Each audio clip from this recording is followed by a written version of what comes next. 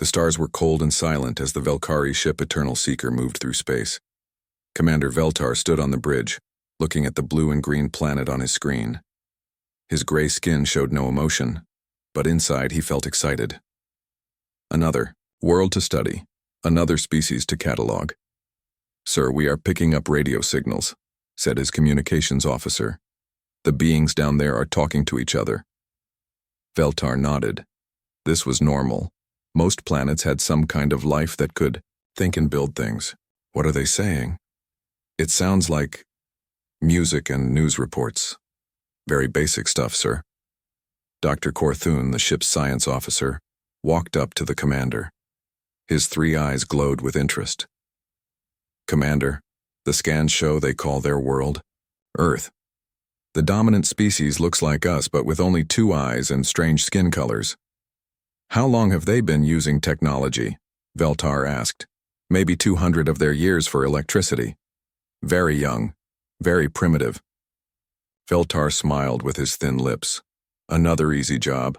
The Galactic Coalition loved finding new worlds like this. They would watch the planet for a few hundred years, then slowly make contact.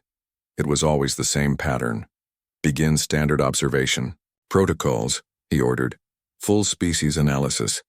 I want to know everything about these humans." Far below on Earth, Dr. Park Taman wiped sweat from his face. The cave was hot and dark, but he could not stop working. For 3 months, he and his team had been digging in the mountains of South Korea. What they found made no sense. "Sora, come look at this," he called to his partner. Dr. Kim Sora crawled through the narrow tunnel, her headlamp cutting through the darkness. She was the best archaeologist Tai Min knew, and if anyone could explain these strange drawings, it would be her. "What is it?" she asked, squeezing next to him in the small space. Tai Min pointed his light at the cave wall. The stone was covered with symbols and pictures, but these were not like any ancient writing they had ever seen. "Look at this section," Taman said, moving his light slowly. "These symbols, they look like star maps." Sora leaned closer. The drawings showed dots connected by lines, just like the star charts they used in modern astronomy. But this cave was thousands of years old. "That's impossible," she whispered. "Ancient people could not know about distant stars." "And look at this," Tai Min said, moving his light to another section. The wall showed strange machines with smooth curves and glowing parts.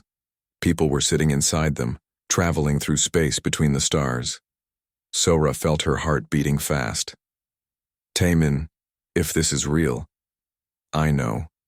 It changes everything we know about human history." They worked in silence for the next hour, carefully photographing every symbol. The more they saw, the more confused they became. The drawings showed humans working with advanced technology, humans traveling to other worlds, humans building great cities among the stars. "This has to be some kind of mistake," Sora said finally. "Maybe later people drew these on top of older cave paintings." But Taman shook his head. "I've tested the rock. These symbols are as old as the cave itself. 15,000 years, maybe more." They climbed out of the cave as the sun was setting. Taman's phone buzzed with a message from the university. More funding had been approved. They could continue their work. "We need to be careful about this," Sora said as they packed their equipment. "If word gets out before we understand what we've found." "I know. But Sora, what if our ancestors really did have this knowledge? What if we've forgotten something important about ourselves?" In space, the Velkari ship continued its quiet watch. Dr. Korthun studied the data coming from Earth. The humans were interesting but not unusual. They fought wars, built cities, and dreamed of traveling to the stars, just like every other young species. But something bothered him. The humans seemed to learn very fast. In just 200 years, they had gone from simple machines to computers and rockets. Most species took much longer to develop technology. "Commander," he said, walking to Veltar's station, "I have the preliminary analysis of the human species." "What did you find?" "They are unusual, sir. Their brains are very complex, more complex than they should be for such a young species." Veltar looked at the data on his screen. "Explain." "Most species develop intelligence slowly over millions of years. But humans, their brains have structures that seem too advanced, like they were designed for something more than what they're currently doing. That's ridiculous, Veltar said. You're probably just reading the data wrong. But Korthun was not convinced. He had studied hundreds of species over his long career. Humans were different. They had something that other young species did not have. Back on Earth, Lee Hae-jun sat in his small office at Seoul National University. He was a language expert, and his job was to study how humans communicated in the past. Usually, this meant looking at old books and stone tablets, but today he was looking at the photos that Park Tae-min had sent him. This is incredible, he whispered to himself, staring at the strange symbols on his computer screen. Hae-jun had studied ancient languages from all over the world. Egyptian hieroglyphs, Sumerian cuneiform, ancient Chinese characters. But these symbols were different. They were more complex, more precise. What worried him most were the words he could translate. The symbols seemed to tell a story about starwalkers and the children of the void. They spoke of a great journey and a promise to return. One phrase appeared over and over again. When the seekers from the sky arrive, the sleeping ones will remember. Hae-jun felt a chill run down his spine. Seekers from the sky. Could it mean beings from other worlds? He reached for his phone to call Tae-min but stopped. What would he say? That he thought ancient humans had contact with aliens? That would sound crazy. But as he looked at the symbols again, Hae-jun could not shake the feeling that they were not just ancient stories. They felt like warnings. Or maybe promises. High above, Commander Veltar made his decision. Earth would be added to the Coalition's list of developing worlds. In a few hundred years, when the humans were more advanced, first contact would be made. It was standard procedure. Simple and safe. If only he knew that similar caves existed on 17 different worlds across the galaxy. Caves with the same symbols, the same stories, the same promises. If only he knew that the primitive species he was studying had once ruled the stars, and that their return had been foretold long ago. But Veltar did not know these things. None of the Velkari did. They were about to learn that some discoveries come too late to change the outcome. The humans were waking up, and the galaxy would never be the same. 3 months had passed since the Velkari ship arrived at Earth. Commander Veltar was growing impatient. The standard observation was taking longer than expected because the humans kept doing things that made no sense. "Sir, you need to see this," said Dr. Korthun, his 3 eyes wide with concern. Veltar walked to the science station. On the screen was a human building called Stonehenge. "What about it?" "We detected strange energy readings from this site yesterday, and from 12 other ancient human structures around their planet." "What kind of energy?" "That's the problem, sir. We don't know. It's not any kind of power source we understand. The energy appears and disappears in patterns." Veltar frowned. Young species did not have mysterious energy sources. "Are the humans doing this on purpose?" "No, sir. They seem as confused as we are. But the energy is definitely coming from structures their ancestors built thousands of years ago. On Earth, Dr. Choi Min-ho stared at his computer screen in his laboratory at KASTE. The numbers made no sense. For the past week, he had been detecting quantum energy spikes from ancient sites around the world. Stonehenge, the pyramids, Angkor Wat, and dozens of others. "Gina, look at this," he called to his research partner. Dr. Yoon Gina walked over, from her desk. She was a biologist, but Min-ho valued her opinion. "What am I looking at?" "Energy readings from Jeju Island's dolmens, the same patterns I'm seeing worldwide." Gina studied the data. "These look like quantum signatures, but that's impossible. Ancient people couldn't work with quantum physics." "That's what I thought too.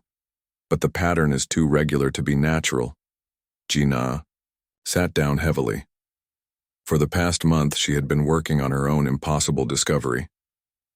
"Min-ho, I need to show you something, but you have to promise to keep it secret until we understand what it means." "What is it?" She opened a file on her computer. "I've been studying human DNA samples from around the world. I found something that shouldn't exist. The screen showed complex genetic sequences. These are dormant genes in every human I've tested. They don't do anything right now, but they're there. What would they do if they were active? That's the scary part. If these genes were turned on, humans would be able to process information much faster. Their reflexes would be incredible. They might even be able to sense things that normal humans cannot. Minho felt cold. What could activate these genes? I'm not sure, but I think it might be connected to your energy readings. Certain types of radiation could trigger genetic changes. They looked at each other in silence. Both scientists knew. They had found something that could change everything they knew about human biology. Far across the galaxy on the Velkhari homeworld, archivist Zeflon received an unusual request. Someone wanted access to the deep archives, records that had not been opened for thousands of years. The request came from Thekmar, the anthropologist studying the humans. Zeflon knew him well. He was serious and careful, not the type to waste time with old stories. "What are you looking for?" Zeflon asked as they walked through the vast underground library. "Information about an ancient species. The humans remind me of something I read long ago, but I can't remember what." They entered a section of the archives that few had visited in living memory. Ancient data crystals lined the walls, each containing the history of different civilizations. "Here," Zeflon said, pointing to a section marked with symbols that meant first epoch in the old language. "These contain the oldest records we have." Thekmar began searching through the crystals. Most contained information about long-dead civilizations that had risen and fallen before the Velkhari even developed space travel. Then he found it. The crystal was labeled the Cedars, masters of the first galaxy. Thekmar inserted it into a reader, and the ancient information appeared on the screen. What he saw made his blood freeze. The records described a species that had dominated the galaxy millions of years ago. They were called the Cedars because they had spread life to thousands of worlds. The description matched humans perfectly. 2 eyes, various skin colors, incredible adaptability. But that was not the worst part. According to the records, the Cedars had not died out. They had simply disappeared. One day they were ruling a vast empire, and the next day they were gone. Their cities were empty. Their ships were abandoned. The records suggested that the Cedars had not been destroyed by war or disease. They had chosen to leave. But why? "Zeflon," Thekmar whispered, "I need to contact the Eternal Seeker immediately." Back on Earth, strange things were happening to ordinary people. Kang Soo-jin was a military strategist for the South Korean Defense Ministry. She was practical and logical, not the type of person who believed in dreams or visions. But for the past 2 weeks, she had been having the same dream every night. She was standing on the bridge of a massive ship, surrounded by stars.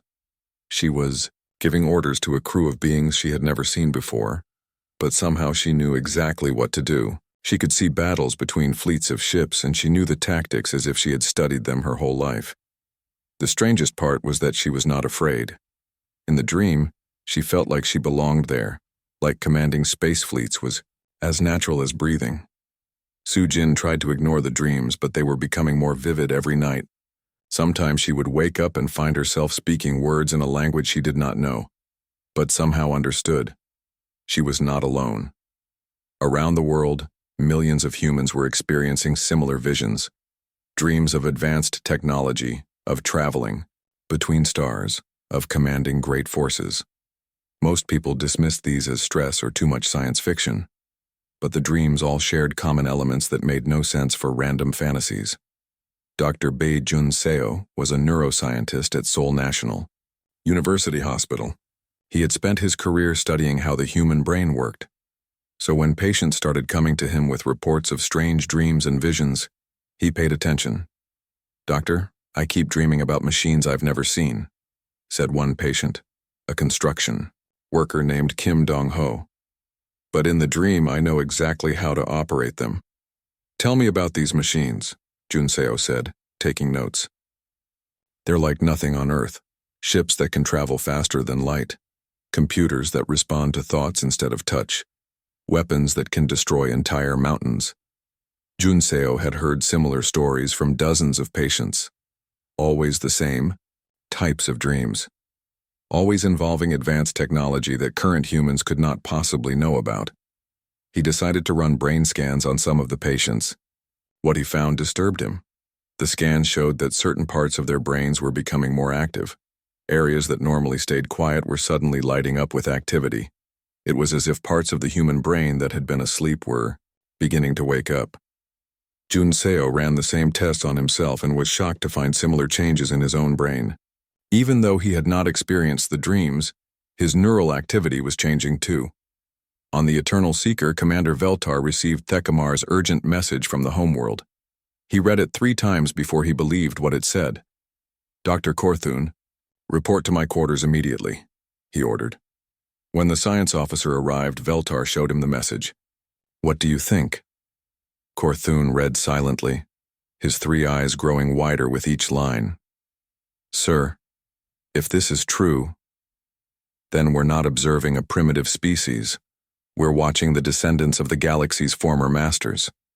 But why would such an advanced species become primitive?"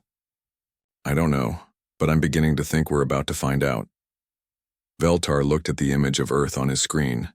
The blue and green planet suddenly seemed much more dangerous than before. "Increase all monitoring systems," he ordered. "I want to know everything that happens on that planet, and contact the Coalition Command. They need to know what we might be dealing with." As the ship's systems hummed with increased activity, neither Veltar nor Korthun noticed the subtle changes occurring in the quantum fields around Earth. Ancient systems, dormant for millennia, were beginning to respond to signals they had been programmed to recognize. The sleeping giants were starting to stir, and the galaxy was about to remember why it had once trembled at the mention of the Cedars, but that knowledge would come too late to change what was already beginning to happen. The change began on a Tuesday morning in Seoul. Dr. Bae Junseo was running his usual brain scans when something incredible happened. His patient, a teacher named Park Min-soo, suddenly sat up straight on the examination table. His eyes went wide, and he began speaking in a language that sounded like music. "Min-soo, are you all right?" Junseo asked, but the man did not seem to hear him. On the brain scanner, Junseo watched in amazement as entire sections of Min-soo's brain lit up like a festival. Areas that had been dark for the man's entire life were suddenly blazing with activity. Then Min-soo looked directly at Junseo and spoke in perfect Korean. "Doctor, I can see the network. I can see everything." "What network?" "The quantum field that connects all consciousness. It's been there all along, waiting for us to remember how to access it." Junseo felt his hands shaking. This was impossible. But the brain scans did not lie. "Min-soo, I need you to stay calm. Tell me what you're experiencing." The teacher smiled. "I'm not just Min-soo anymore. I'm connected to others who are awakening. We can share thoughts, memories, knowledge. Doctor, we were never meant to be limited to just one mind." Across the city, similar events were happening in hospitals, schools, and homes. Humans were awakening to abilities they had never known they possessed. In space, the crew of the Eternal Seeker watched Earth with growing alarm. "Commander, the energy readings from the planet have increased by 300%, reported Dr. Korthun. "Whatever is happening down there is accelerating." "Ambassador." Velnara, who had recently arrived from the Coalition homeworld, studied the data with concern. She was supposed to begin planning first contact procedures, but nothing about this situation was normal. "Sir, we're detecting quantum communication signals," said the communications officer, "but they're not using any technology we can identify." "Where are the signals coming from?" Velnara asked. "That's the strange part. They seem to be coming from the humans themselves." Commander Veltar joined them at the sensor station. "You mean the humans are generating quantum signals with their bodies?" "It appears so, sir. And the signals are not random. They're carrying complex information." Velnara felt a chill of fear. Species that could communicate through quantum fields were extremely advanced. Far more advanced than Earth should be. "Commander, I recommend we contact Coalition Command immediately. This situation is beyond our experience. On Earth, Dongwu was having the strangest day of his life. He was a simple farmer who grew rice in the countryside outside Busan. He had never been to school beyond the 6th grade, and the most complex machine he used was his old tractor. But today, when the Valkyrie shuttle landed in his field for what they called a routine agricultural survey, everything changed. The alien scientists, led by Research Officer Krell Noth, had brought equipment to test his soil. When their main scanner broke down, they began arguing about how to fix it. "Excuse me," Dongwu said politely. "May I look at that?" Krell Noth laughed. "This is advanced Valkyrie technology. Your species won't understand devices like this for centuries." But Dongwu was already kneeling beside the machine. His hands moved without conscious thought, opening panels and adjusting components that he had never seen before. Yet somehow he knew exactly what each part did. "You should not touch that," Krellnoth said, trying to stop him. But Dongwu had already finished. The machine hummed to life, working better than it had when it was new. The aliens stared in shock. Krellnoth ran diagnostic tests on the device. Not only was it fixed, but Dongwu had somehow improved its efficiency by 40%. "How did you do that?" Krellnoth whispered. Dongwu looked at his hands in wonder. I don't know. I just understood how it worked, like I had built it myself." Dr. Shin Yuri was experiencing something even more dramatic. She was a quantum physicist at CERN, working on a project with recovered alien artifacts that the Valkyrie had allowed human scientists to study. She had been examining a small device that appeared to be some kind of computer. Suddenly, without warning, the device activated in her hands. Light poured from the artifact, surrounding Yuri in a glowing field.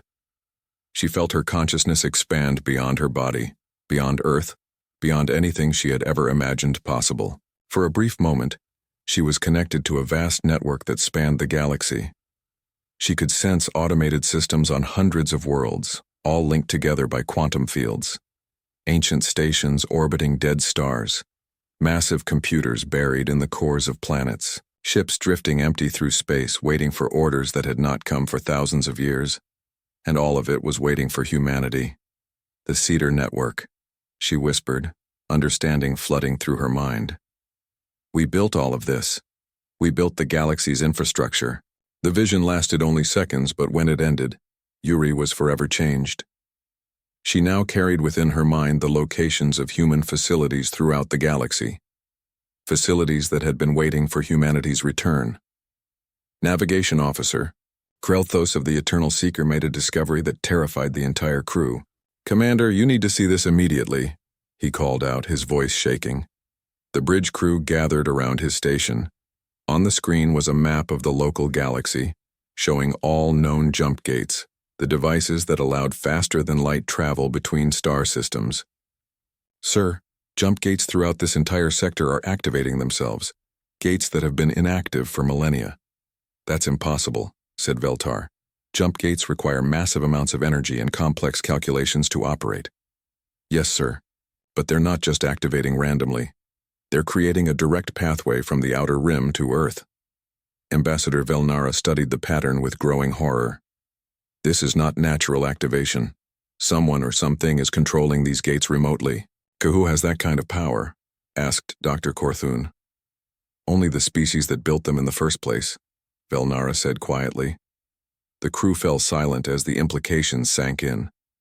The Jump Gate Network was the foundation of galactic civilization.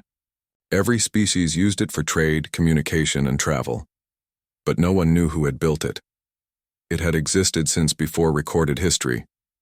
Now they were learning that the primitive humans on the planet below were connected to this ancient technology.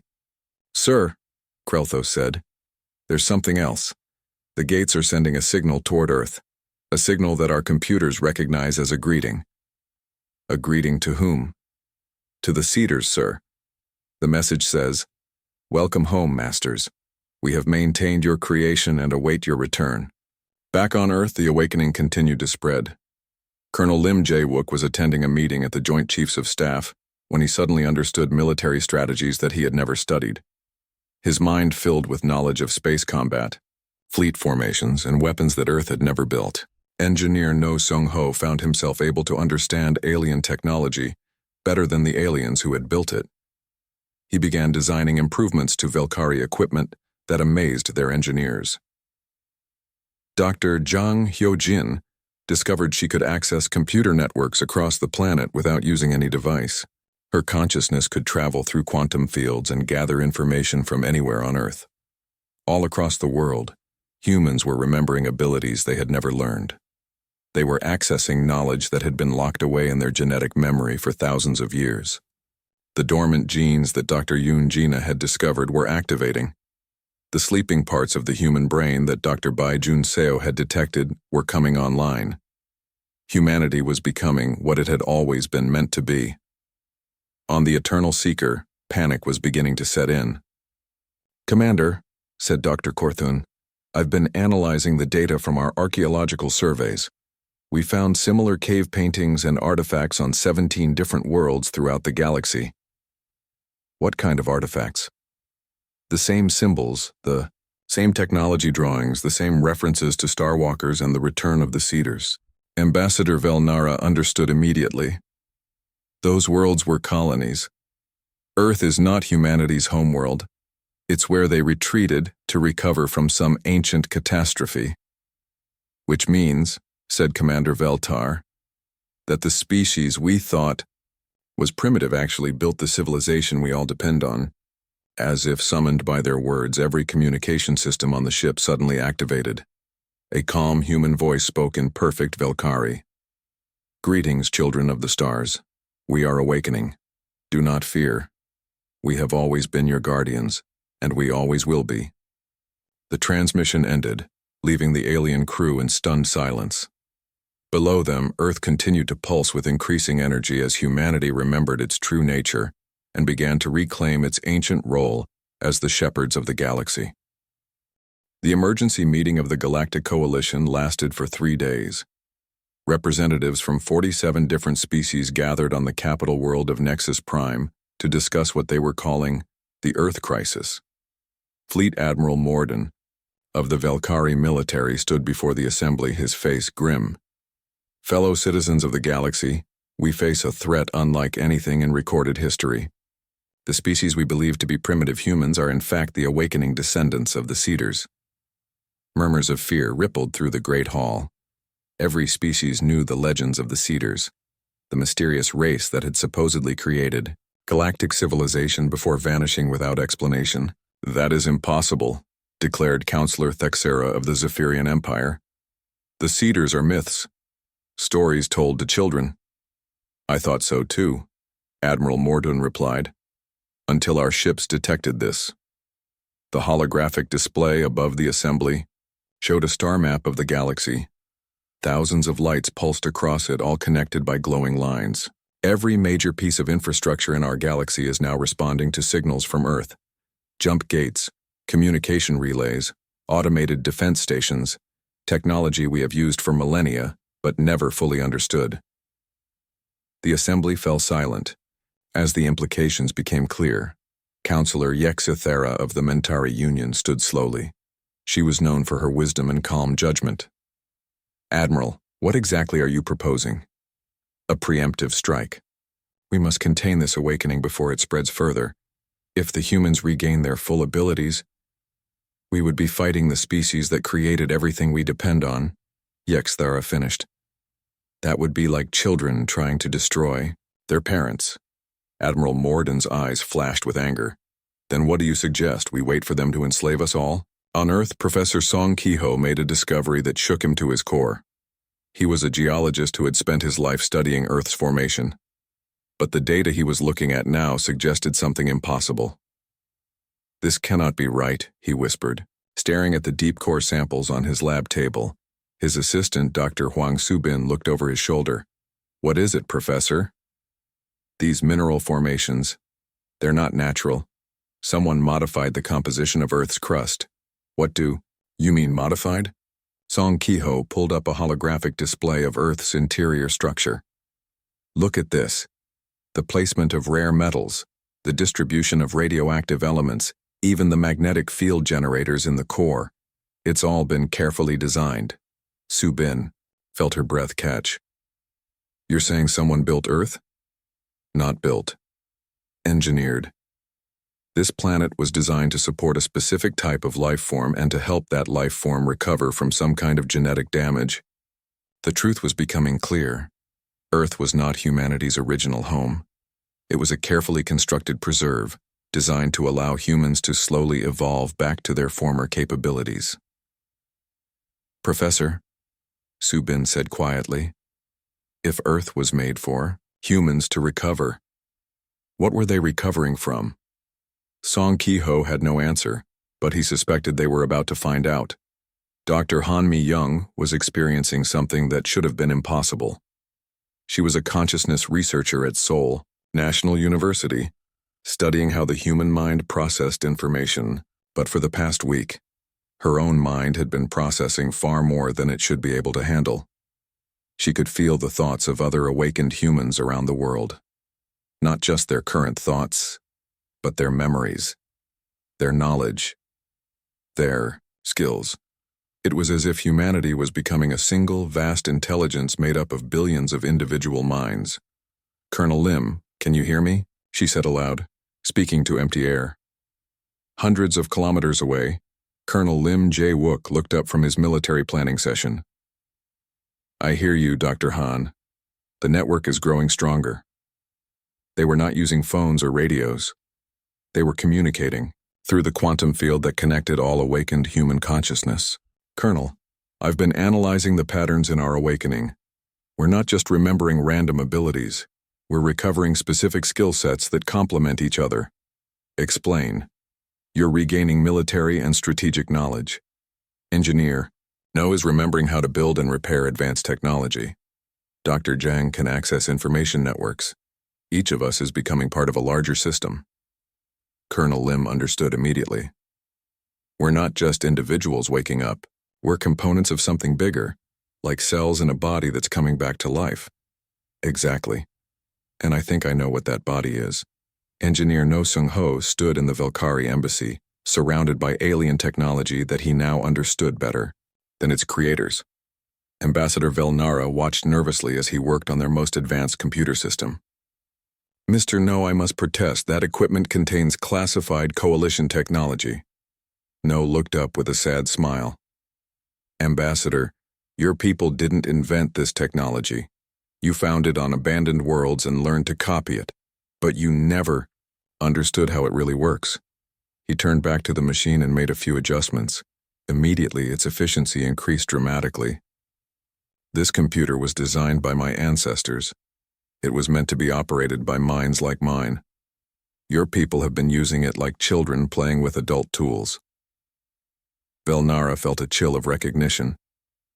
You're saying we've been using cedar technology all along? Everything your civilization depends on was built by humans. The jump gates, the power systems, the communication networks, we created all of it before we went to sleep. Why? Why would such an advanced species abandon their empire? No's expression grew distant, as if he was accessing memories that were not quite his own. Something was coming. Something from outside the galaxy. We had to make a choice. Fight and risk destroying everything we had built, or retreat and wait for a better time to return. What was coming? I don't know yet, but I think we're about to remember. Dr. Jang Hyo-jin discovered the answer to that question when her consciousness touched the ancient archives buried beneath the moon. She was sitting in her laboratory when her awareness suddenly expanded beyond Earth's atmosphere. Her mind traveled through space until it reached hidden facilities that had been waiting in silence for thousands of years. The lunar archives contained the complete history of humanity's first galactic empire. What she found there made her understand why her species had chosen to disappear. The enemy had been called the Devourers, a force from another galaxy that consumed entire civilizations. They turned living worlds into dead husks and used the life energy to fuel their expansion. Humanity had been the galaxy's greatest defenders, but even they could not stop the Devourers' advance, so they had made the ultimate sacrifice. Using technology, That bent space and time itself. They had hidden the galaxy behind a barrier that made it invisible to the Devourers. But maintaining that barrier required enormous amounts of energy. Energy that could only come from the voluntary dissolution of human consciousness across the galaxy. Humanity had chosen to scatter their minds across thousands of worlds, becoming dormant until the danger passed. Earth had been their recovery world, where they could slowly rebuild their species when it was safe to return. The barrier is failing, Hyojin whispered as the knowledge flooded through her.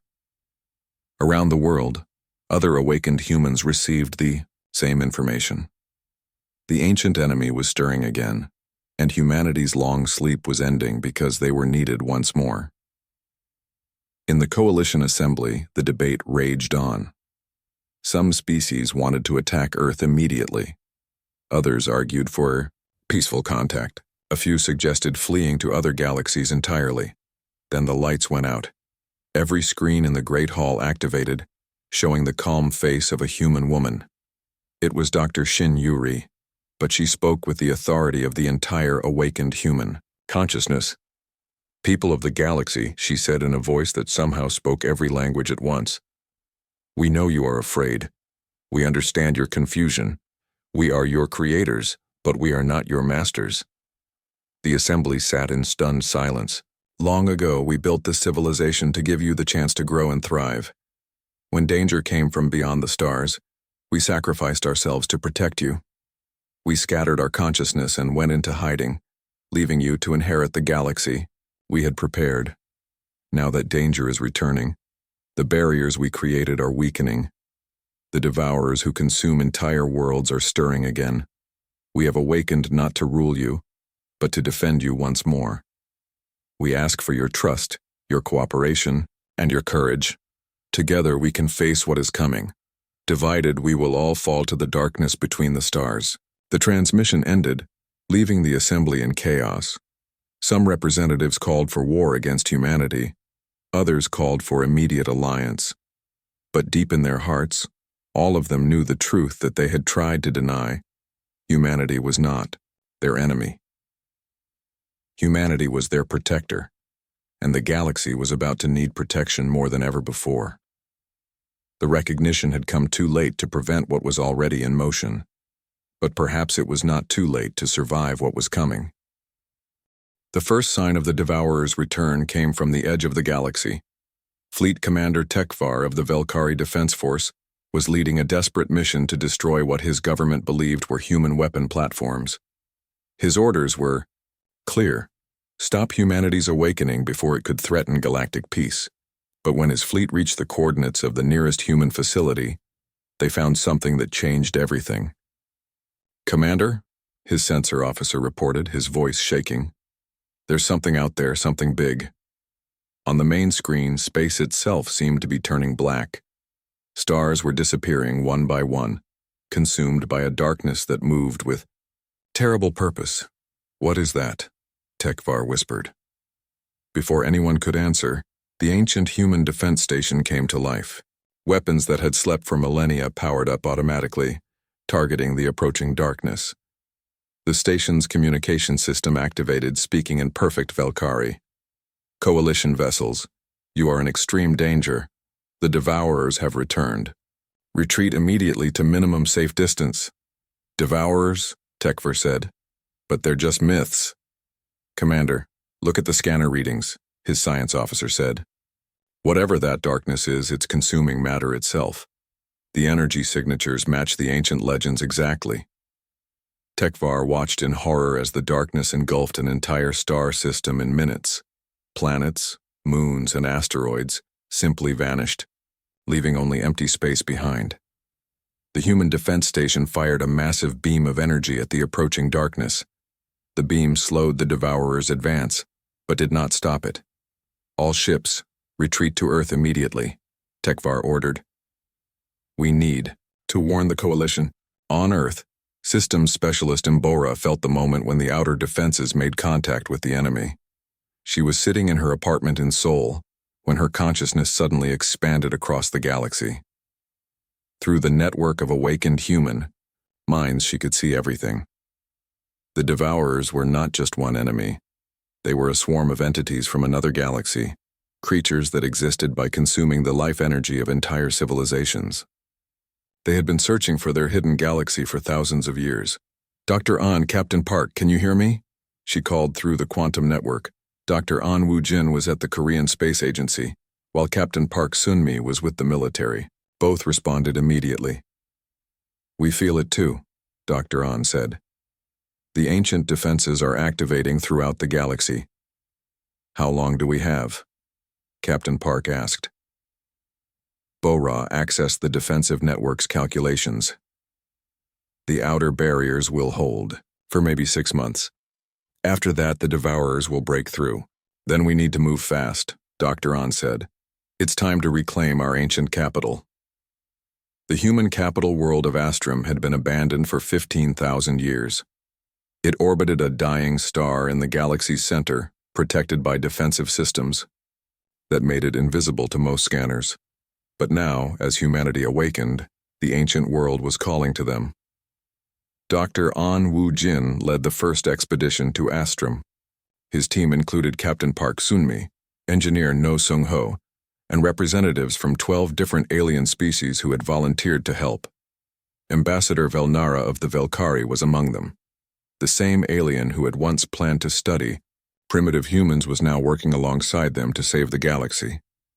"The jump gate is responding," reported their pilot. "We're cleared for transit to Astrum." The journey through the jump gate took only seconds, but when they emerged, everyone gasped. Astrum was beautiful beyond description.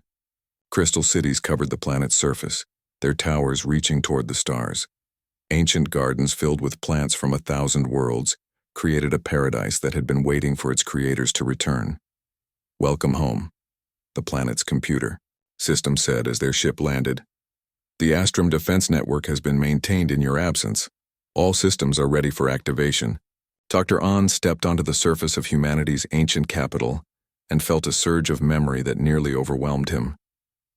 This was where his species had made the decision to sacrifice themselves for the galaxy. This was where they had planned their long sleep and eventual return. "The command center is this way," he said, somehow knowing the path even though he had never been here before. In the great command center of Astrum, the full scope of humanity's ancient empire became clear. The walls showed holographic displays of the entire galaxy. Thousands of worlds were marked with human symbols, each one containing automated systems that had been waiting for their creator's return. Captain Park Sun-mi stood before the central console, her hands moving instinctively over controls that her ancestors had designed. "The defense network is fully operational. We have weapons platforms in every star system, automated fleets in hidden bases, and barrier generators that can protect entire sectors. But will it be enough?" asked Elder Counselor Vexmore of the Galactic Coalition, who had arrived with reinforcements. Engineer No Sung-ho was analyzing the enemy's approach. "The Devourers are stronger than they were before. They've consumed other galaxies in the time we've been sleeping. We can't fight them the same way we did before." Dr. An studied the data from the outer defenses. "You're right.